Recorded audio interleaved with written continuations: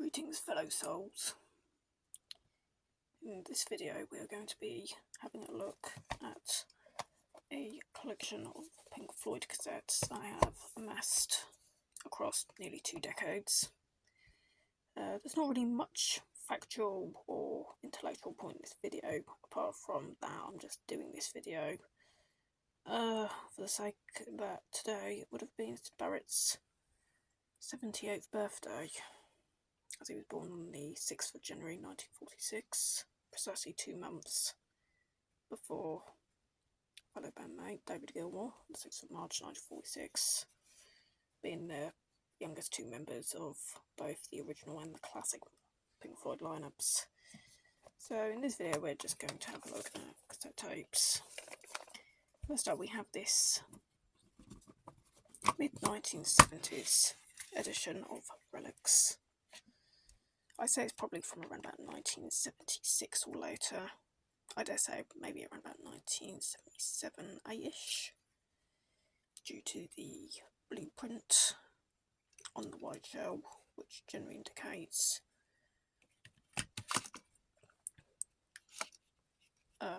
anything released after Animals, I think. Animals was the first one to have that shell.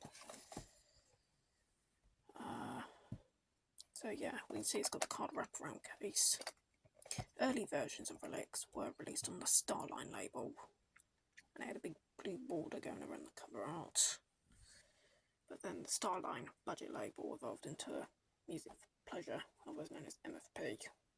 So there's that one. We have a Saudi Arabian copy of Dark Side of the Moon on the 747 Rock label.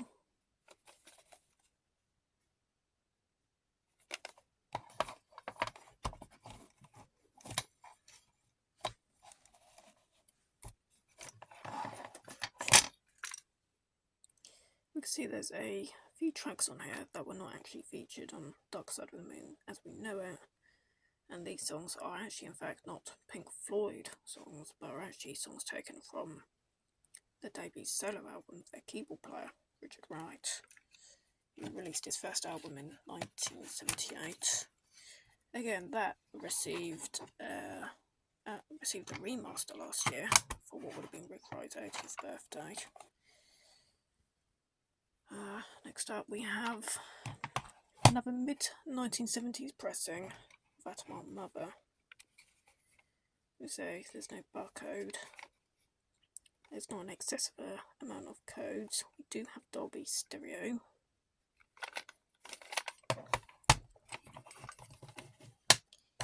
Again, mid-70s blueprint on a white shell, as anything prior to 1976 will generally have a paper label on it. I think Animals was the first release to have a paper label on it. Speaking of which, this is the first edition cassette of Atom Our Mother. This is probably from around about 1971, 71, 72-ish. You see, unlike the earlier pressing, the later pressing has a plain white border rather than the gold one, and the catalogue number is put at the top. The spines are similar looking enough though. We don't have Dolby being noted on there though.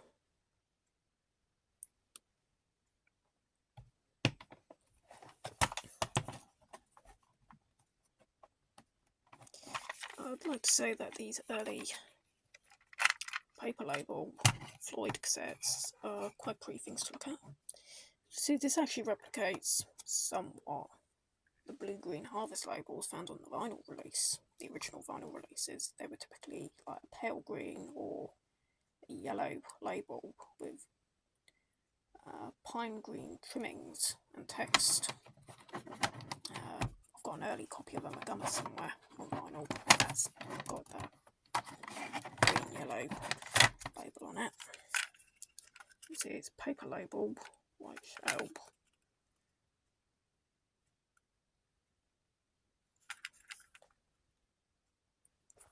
quite like this particular album.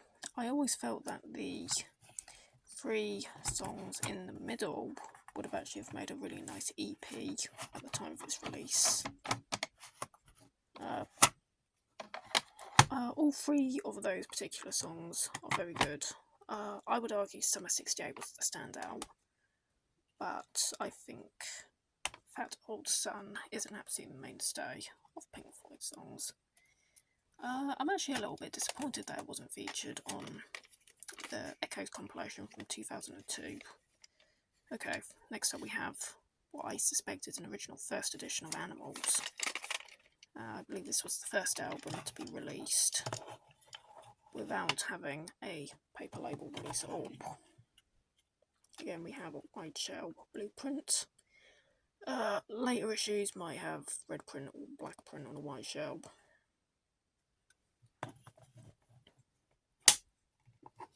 Now, I don't really show the inner J cards of these releases because prior to the wall, there was no artwork featured inside these J cards. Okay, going back to that, we're going to have a look at Wish You Were Here. This was actually given to me by my mum. This was her cassette that she had, I think, in the 1970s. She gave it to me because, well, let's just say she took quite note of my young age Floyd obsession. Again, this is another early edition. This is a white shell with a white label. I think this might be the second edition, possibly. I think the first edition was a black shell. I mean, I say it could be a black shell, white label, but I could be wrong. It's either the black shell or the white shell. It's early enough to have a paper label.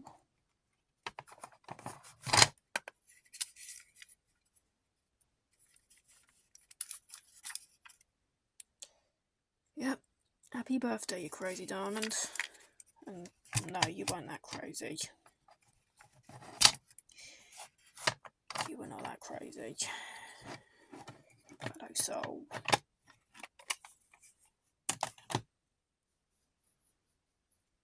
Right.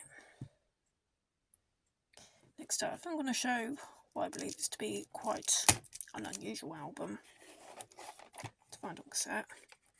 The album in question is A Nice Pair. Now, this double play tape is a compilation featuring Piper at the Gates of Dawn and Source of Secrets on one album. So, yes, happy birthday to Roger Barrett.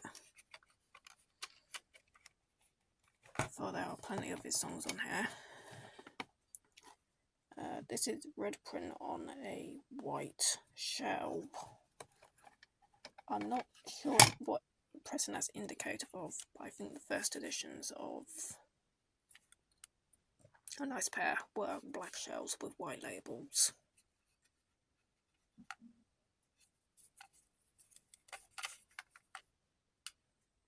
Like I said, I don't know why, but for a short time they went for black cassette shells in the mid-70s. Those editions are pretty hard to find. I don't actually have any of those myself. I've known a few local collectors who did have those.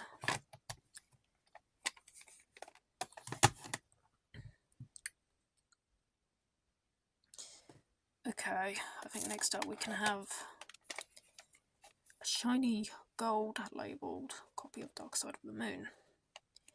Now, this tape I have personally listened to, and it actually does have the urban legend on it. And the urban legend is that at the end of side 2, there's a short snippet of the Beatles' Ticket to Ride. It is actually featured on this cassette, but it's not on the Saudi Arabian one, and it's not on the 1994 reissue, which we'll have a look at that. But this is, I think, either a late 80s or possibly an early 90s issue. It has a barcode. The shell is actually shining gold. It's not like that off-brown manila sort of colour like we saw on the later Atom Our Mother cassette, but it's actually got a metallic sheen to it, almost pearlescent. And if I can single-handedly get this thing open, have a look inside. this Ticket to Ride edition of Dark Side of the Moon,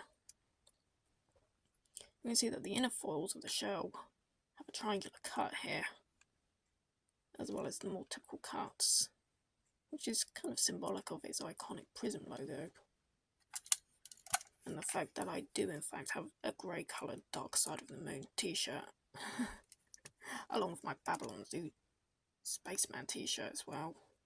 Yeah, I'm a bit of a rock t-shirts guy, but I only really go for the t-shirts of the band that I actually do listen and enjoy the music of. And as I say, I've been a Pink Floyd fan for the best part of 2 decades now. Okay, so it's quite detailed about the writing. Also available on 8-track. Jeez, I remember those 8-tracks. They had a tendency to loop. They used to fit them in lorries back in the day. Lorries in the 70s, 80s, they had those 8-tracks. Dreadful things. Cassettes are, they're a little bit more disciplined. And then next up we have the 1994 reissue of Dark Side of the Moon.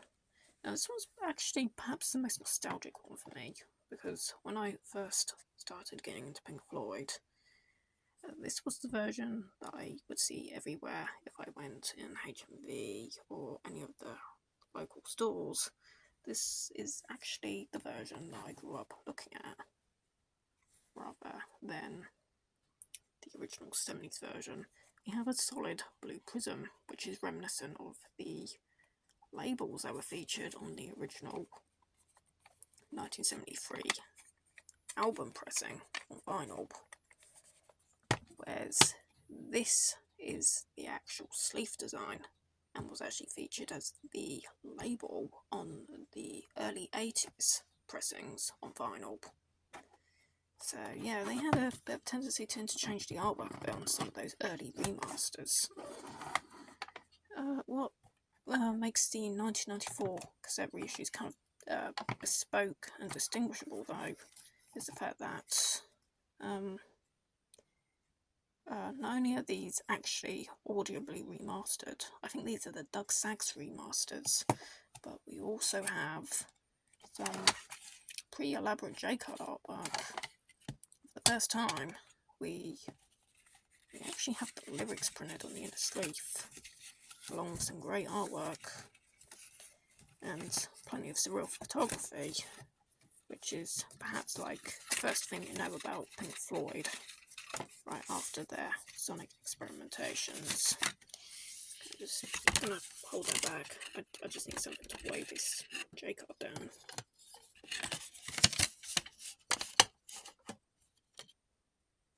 Okay, so here we have the lyrics panel.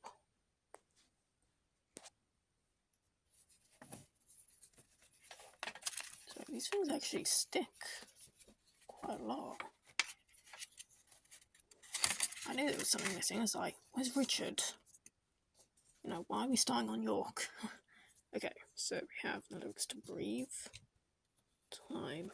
If you look very closely, you can see objects, and these objects are symbolic to what the lyrics may allude to. So we have Breathe, we have Time, Breathe Reprise.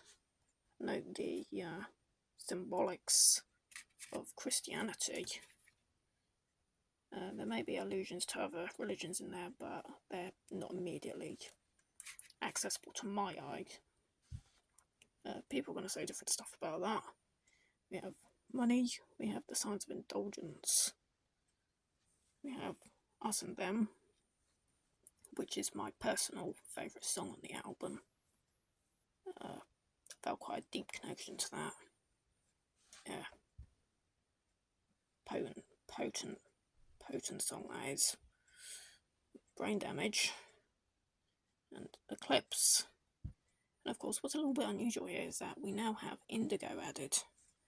For the sake of art, on the original album, you'll see that Indigo was ditched.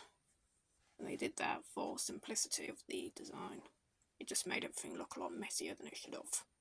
So that's why they went for a 6-colour prism rather than the scientifically correct 7th.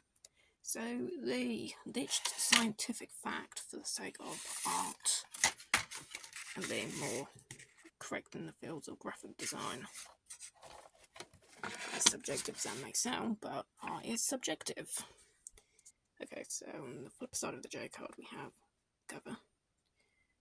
Various photographs of the pyramids. A really nice example of what the Pink Floyd's light shows were like in the mid-70s, I think.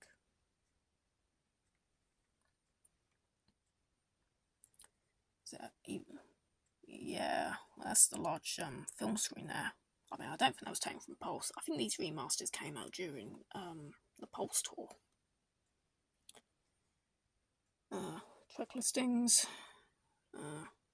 band members, and they give credits. Then we have this iconic photo of the classic lineup, the specific members who were instrumental to this particular album. Probably loitering around in Cambridge. Familiar haunt for me. Yeah, I grew up in Cambridge myself, so greetings, homies. And again, we have produced by Pink Floyd, and a whole host of credits for the fantastic engineers, the likes of Alan Parsons, Chris Thomas.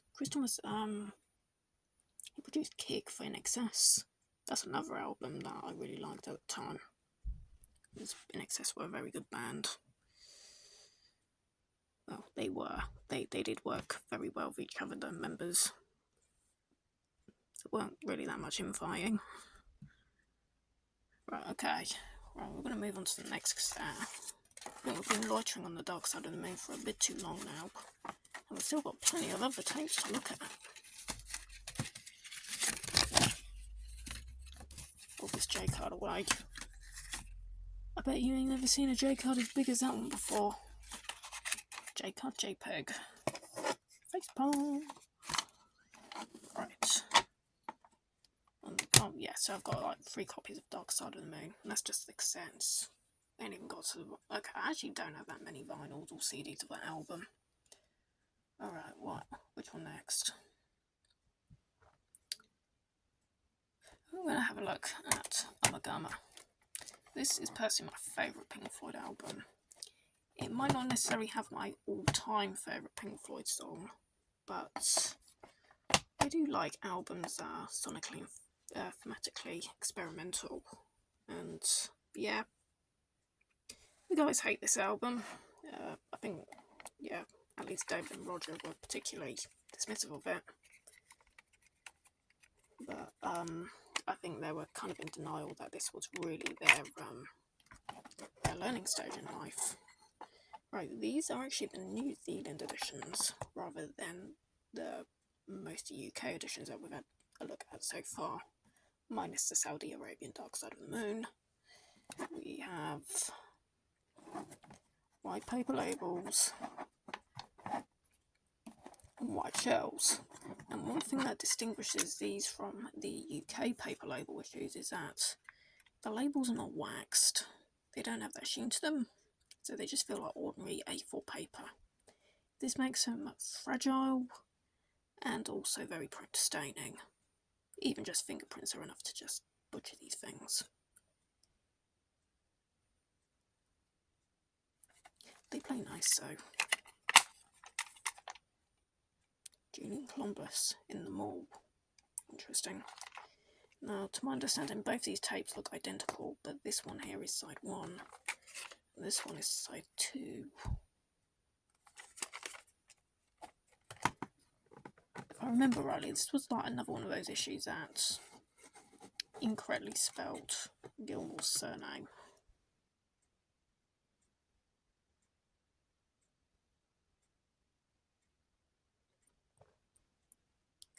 So yeah, they do look more or less the same. No fancy J-card artwork.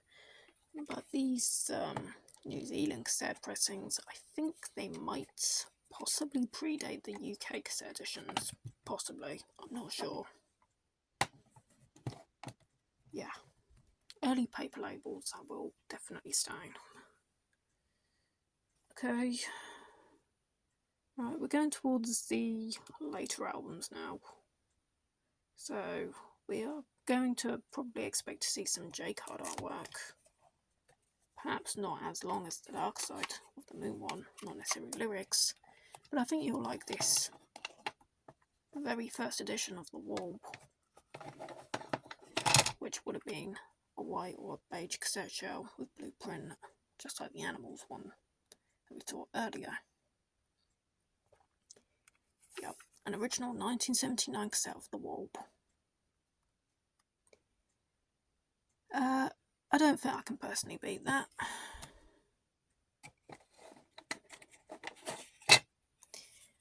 It should be noted that the J card is not waxed. No, there's no shininess like with the Animals one. We do have a track listing, sides 1 and 2. This is a double play cassette, so this is going to be more like a C90. So we've actually got side 1 and 2 of the vinyl album on one side, and sides 3 and 4 on side 2 on the cassette. This is how it have always been, like a double tape or double disc release.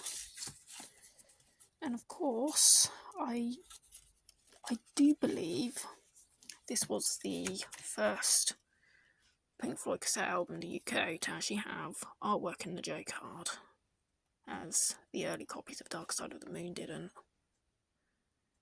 I mean, even the Ticket to Ride tape doesn't actually have any artwork in it. But this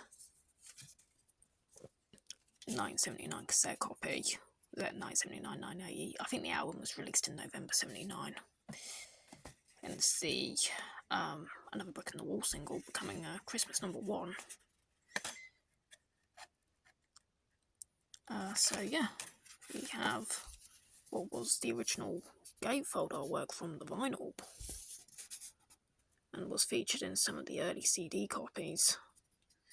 And if you ever saw the Alan Parker film, you'll recognise most of these characters, and the very surrealistic setup. Considering its age, I consider this J card to be quite exceptional in condition, aside from that bend here. And yeah, you'll have a little bit of that yellowing.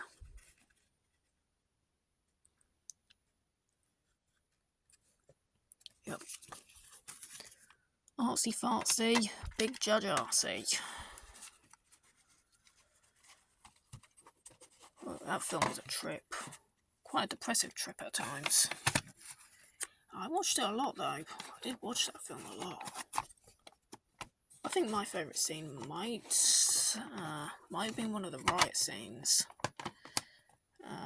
where a window gets smashed, and while these people are getting arrested for smashing a window, we see these 2 old bag ladies, and they're running away with a television set, and the police don't notice them. That was one of the more humorous moments of the film. Okay, next up we have another compilation. A collection of great dance songs. For me, the most notable thing about this particular album is that it had a new recording of Money, which is different to the one on Dark Side of the Moon. It was completely re-recorded, I think alone by David Gilmour in the studio, due to the fact that the band had just shattered by that point. It probably actually seems that David was really the only one who was immediately up for making more records. Well, the other 3 were I think getting really quite wrapped up in a lot of contractual problems. That was definitely true for Rick and Roger. Actually, I think Mason was producing the Profiles album, I think. He was probably doing some work for Steve Hillage as well. But yeah, Animals and the Wall. This is another white shell with a blueprint, which indicates it's probably yet another first issue.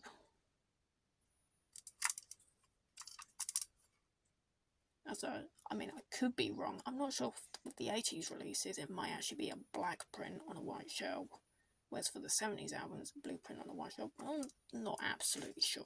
I'm not a complete expert when it comes to cassette manufacturing and what practices Harvest had in line at the time. I don't really know anything more on this than what Google does. Actually, I should have a look just to see if J-Card actually has any inner artwork. I get this feeling that there could be some inner artwork on this. And I think my feelings are wrong. There is no inner artwork. No. Well, it's a compilation. Compilations are usually produced on a much lower budget, so I guess I can't expect this one to be like The Wall, despite being a later release. Okay, we'll finish up the compilations and we'll have another look at relics. What I believe is... Sorry, these are getting stuck to the case or something. That ain't good. Okay, another copy of relics. There's no triangular cut, but you can see this is like a late 80s, early 90s edition, since it had the barcode on it. To my understanding, the first ever cassette, Pink Floyd related cassette, to have a barcode on it would be Identity by Z, which was a band collaborated by Richard Wright, the band's keyboard player, and Dave Harris, the singer of Fashion, and also quite a prolific producer. Worked for Prince for a while. But yeah, every single copy of The Identity had a barcode on it, and that was released in April 1984.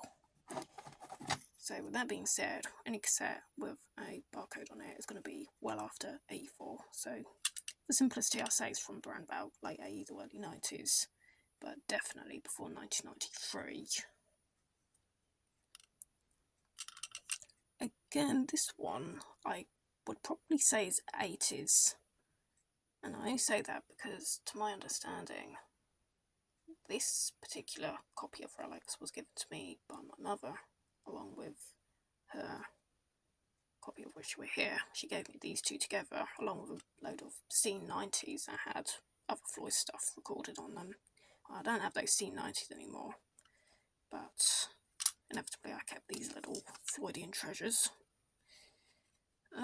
Not really anything else to say about this. It's perhaps not as impressive as the earlier card wraparound edition from the 70s. But yeah, it's another copy of Relics. This one also fits nicer inside these storage boxes. Not quite as bulky. Okay.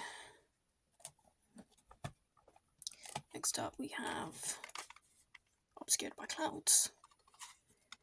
Now, there's no barcode on this, so this is from the same era as the later Atom Up Mother tape, but it's not from the same era as the Ticket to Ride Dark Side of the Moon tape.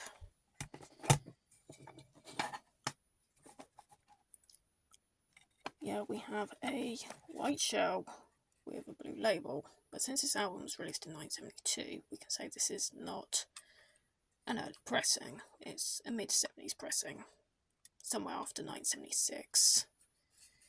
As like Our Mother, the first pressings would be a green paper label on a beige shell.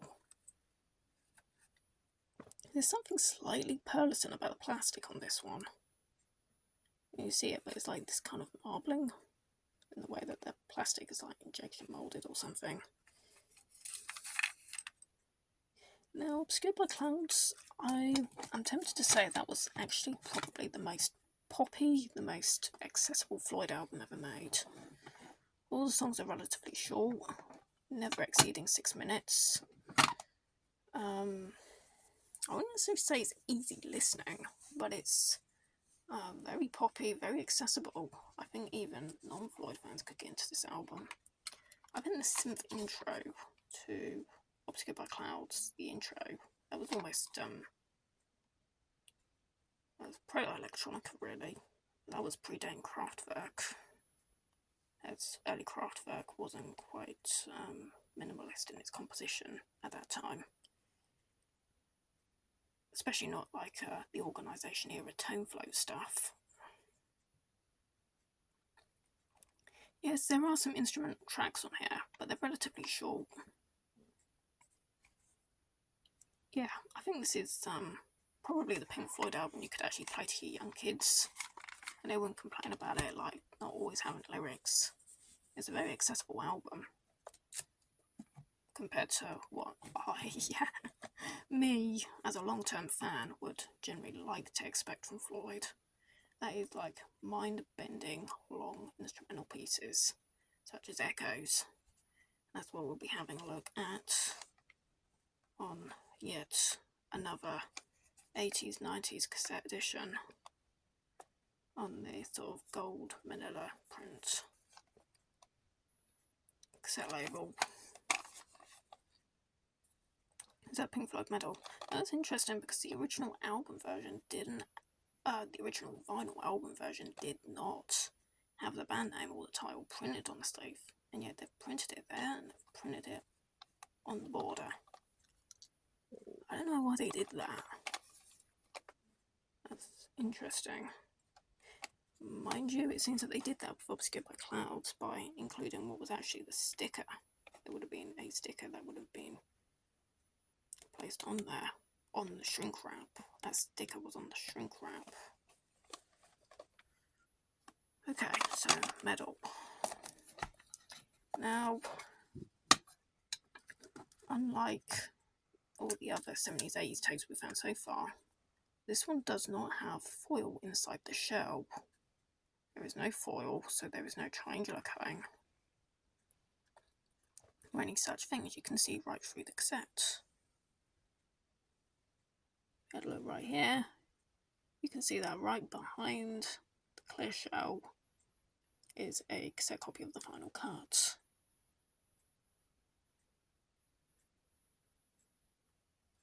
So yeah, this is slightly interesting because this is the only tape I have that doesn't have a foil inner, or at least of that we've seen so far. So we have a look here. Again, very simple J card. I love this album. Metal is a fan favourite for all the right reasons. Now, to be fair, the best songs on this album I actually discovered when I watched the film Live at Pompeii as a rather tender 13-year-old. That's way too much of a long time ago. Show my age a bit there. And the version of Echoes that was featured in that film was explosive. That was seriously an awesome film. I don't think there will ever be a better rock movie. And it's unique for the fact that it has no audience. Pink Floyd doesn't need an audience to be cool. All they just need is just a little bit of ground to stand on, and they can just free flow their musical minds to the audio spectrum and the visual spectrum as well. So, of course, when I also got this cassette a few weeks after I watched that film, man, was I overjoyed. Now, the reason why I have so many Pink Floyd cassettes is because back in those days, it was very difficult to get their albums on CD at an affordable price, especially the soundtracks. Stuff like More, Zabriskie Point, they were impossible to get. More was like the most difficult album to get in any format. Even on cassette, you won't find it. That, for some strange reason, was such a rare album. I'll never know. Right, speaking of the final cut, well, this one is not so much of a fan favourite. It's okay. Like Animals, I don't listen to it very often. Like a nice pear, it has a red print on a beige shell. However, this one's different because it's textured. Got this rich texture. And we have these mouldings that look like standard screw heads. Not Phillips, but just the regular type. But they're not real screws. They're just mouldings to make it look maybe a bit more fancier than it actually is. I don't know what the reason is for them to be here, but they are there. Again, we have this ridged texture. Now, I don't know what issue or release this is. Being from 1983, I won't know much, but I think the Identity on cassette had a red print on it, but I'm not sure if it actually had a textured shell or not. Okay, so aside from this unique shell, which is different from all the other tapes we've looked at so far, we have more J-card artwork.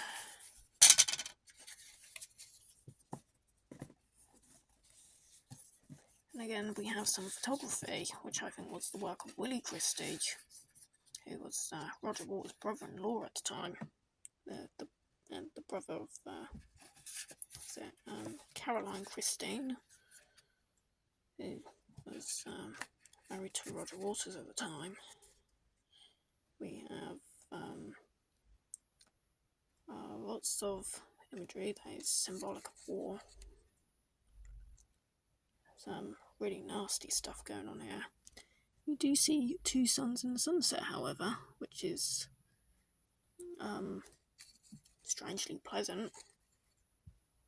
Perhaps a little scary, but also a little pleasant as well. It's funny. It's like the double-edged sword mythology.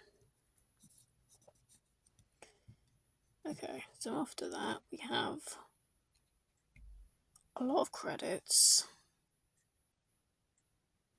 track listing, and what sounds like well, more credits. We have 830, is it 8303 DP? I'm not sure what that's about, but I don't think they're suggesting there's something like DPI settings, as if like this was mastered on a computer or something before it was printed. I wouldn't have thought so. The final cut is kind of notable, alongside The Wall, The Piper at the Gates of Dawn, and The Endless River, in which they're all album sleeves that were not designed by Hypnosis or anything related to Storm Ferguson. The Wall was designed by Gerald Scarfe. Piper at the Gates of Dawn was designed by, I think, a guy named Vincent. I can't remember his full name right now. It's just beyond me. This one, as I say, that's Artful Dodgers that designed this one. And the Endless River, well, that's actually a painting. So that was actually a painting.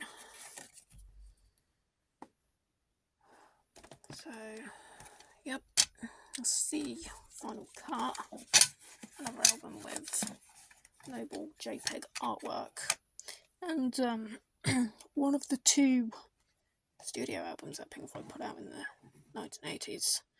The other one being Momentary Lapse of Reason. Okay. Momentary Lapse of Reason gets a lot of flack from fans. Again, it's kind of poppy. I say kind of poppy, but at times it does get kind of foreboding. Lyrically, I'm not really quite sure where David Gilmour was, and to be honest, I wouldn't even want to ask him. Lyrically, it's quite a sinister album. Musically, it has some great moments, like the bass on One Slip. That bass section, wow. They actually used that in the video game Crime Wave. which was released for the MS-DOS, the Commodore Amiga, and the Atari ST. And the DOS version was really notable because it actually didn't require a sound card for the music to play. Just the PC beeper speaker, just incredible stuff. Yeah, pre-Sound Blaster sounds. I guess it's kind of ironic then to say that this album was partly sequenced using Macintosh computers. And again, like most of the later Floyd albums on cassette, we get fancy J-card artwork. And who knows, we even get lyrics. Yes, we have lyrics with this one.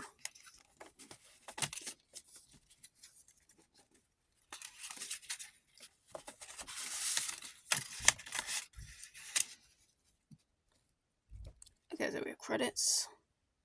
We have lyrics for all the songs from Learning to Fly all the way to Sorrow, which is definitely a live staple. Sorrow is a song I like a lot, especially live. Always sound like a great song live. And again, flip the J card over, which is getting really awkward. You can see there's a barcode. Since this album was released in 1987. It also boasts about having XDR quality system. Probably had some sort of surround sound as well, because Pros and Cons of Hitchhiking by Roger Waters adds surround sound. It's also a bit of like a kind of key sound thing. No, I tell a lie actually. That wasn't Pros and Cons of Hitchhiking. That was Amused to Death. That had surround on it. Anyway, lots of photography here. Firstly, this was the first band photo to be featured in an album since Medal from 1971. So this was like the first band photo in 16 years. And we realised that they'd just basically turned into the Pet Shop Boys. Electronic duo. Probably trying to cast a rivalry with Z, even though Z had already broke up by then. Okay, I'm not really making a serious mockery of this. Like I said, Momentary Lapse Reason it's got some great songs on it. I quite like it in its original form. The recent remaster is perhaps actually a little sonically more... sonically it's probably a bit more thoughtful. But yeah, I grew up listening to this tape, so beggars can't be choosers. Plus, it's got puppies. How can you resist an album that's got cute puppies like this? Oh, and beds. Sing Snuggle Up to Your Best Friend. Yeah. Yep, I'm sold. Some credits. Yeah, Rick Wright was featured in this album to much debated capacity, but he's not going to be in the band photo because legally that was not a possible thing at the time. So the light's just gone off because the battery on my phone is popping. Right, getting back to that, now that I've put my phone back into charge. We're just going to get to the... Oh, sorry, my phone's actually having cooling issues. Excuse that, please. Last but not least, for the sake of Birthday Boy, well, let's say Birthday Soul, we have the best of Pink Floyd. Right, I think this is my favourite Pink Floyd cassette of them all. It's very rare. I mean rare as in you don't find them. I don't know what the monetary value of it is, but it's a very rare tape. Especially with this cover. I mean, if you're fortunate, you might find the American issue. That was renamed Masters of Rock. But this is the original Holland version, which was released 4 years earlier as the best of the Pink Floyd. And as you see, it's got the in the band name. And then we've got this utterly fantastic photo of the classic lineup. Dang, David Gilmour is wearing walrus tusks. Yes, walrus tusks. Basically like this really exaggerated collar that you'd have on shirts. And yeah, I think he's got a paisley tie. That's good. But then, just gonna actually say that the florals that Roger Waters is wearing is also nice. Orange florals. And I'm actually quite surprised that this tiny little cassette has actually managed to capture a lot of the detail. Pretty high DPI for a pre-computerized world. Yeah, this tape's from 1970. It just says on the spine, the Pink Floyd. Not the best of the Pink Floyd, just says the Pink Floyd. It's on EMI Columbia. So this was not Harvest or anything.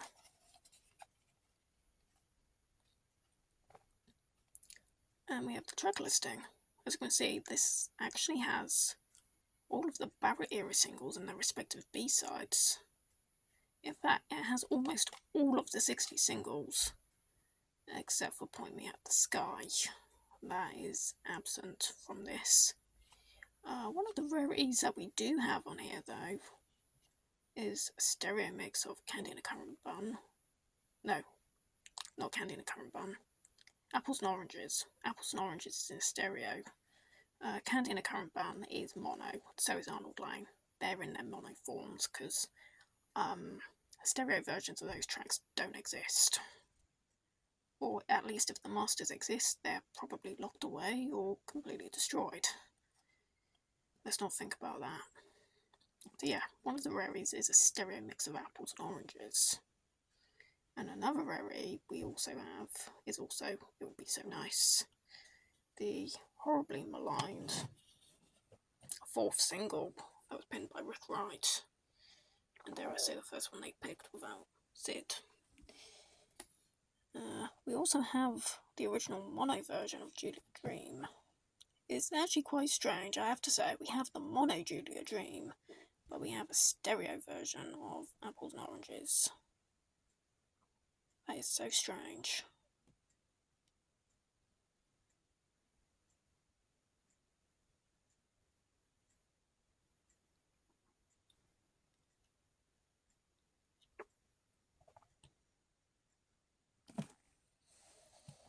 Right, let's have a look inside, and we will see a page shell with what looks a bit like Brunswick green with beige print and silver trims. The text is silver, the Columbia label is silver. Copyright control. Wow. Early music copyright agency there. Made in Holland. Phonographic copyright of 1978. This thing is just beautiful. Yep. That's right.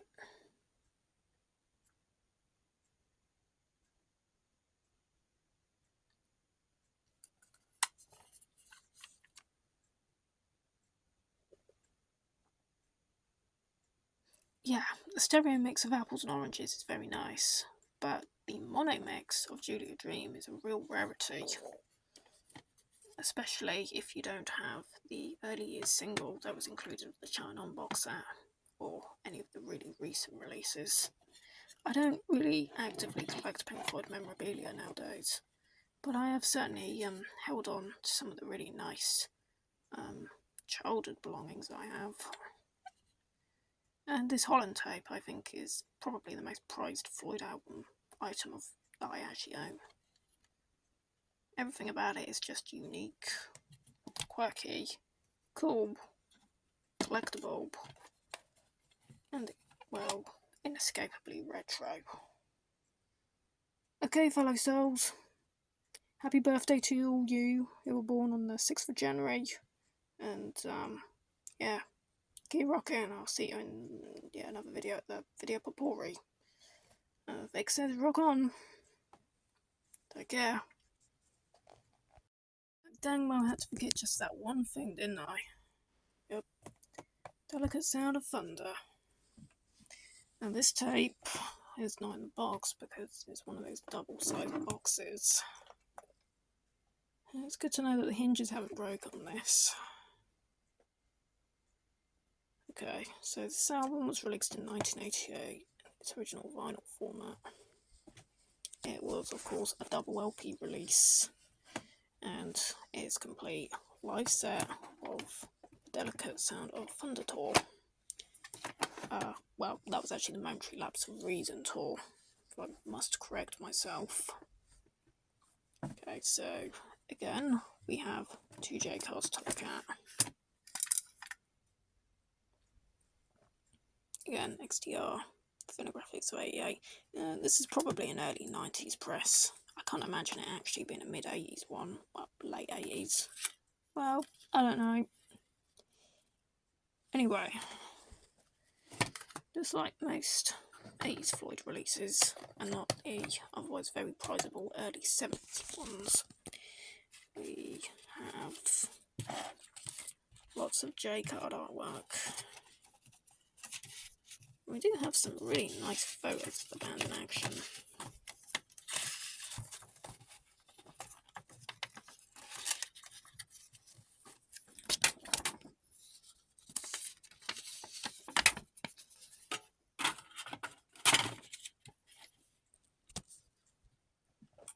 Laser Light in action. Nick Mason with his ever so disciplined style of drumming.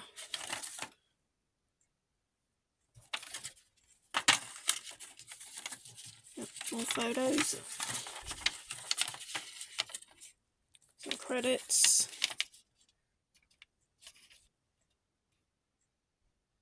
Yep. Okay, so that's the front J card.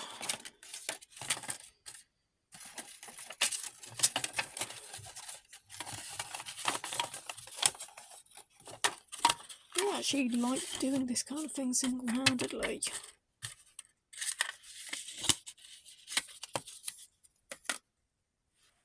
Okay, and then we have the rear J card.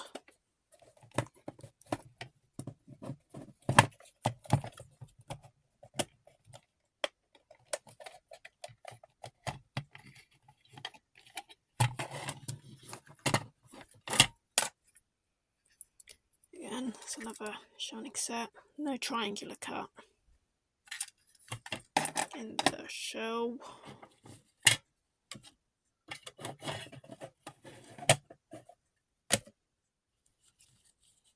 Slightly bent J card. And again, more psychedelic artwork.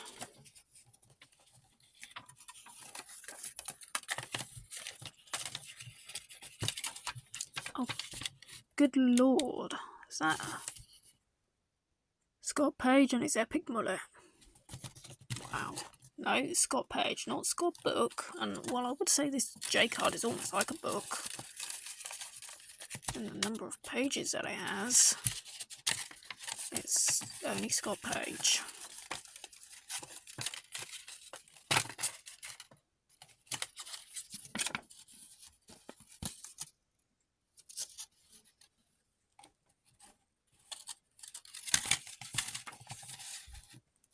Okay, so we have track listing.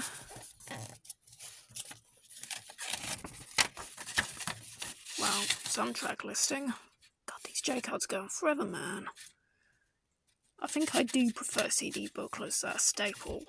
These fold-out things are crazy. I'm saying that though, it kind of suits the mind-boggling nature.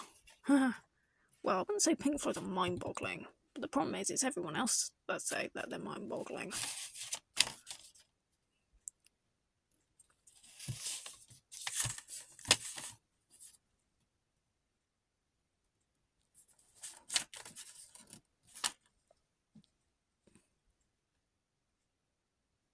Yep, Super J cards.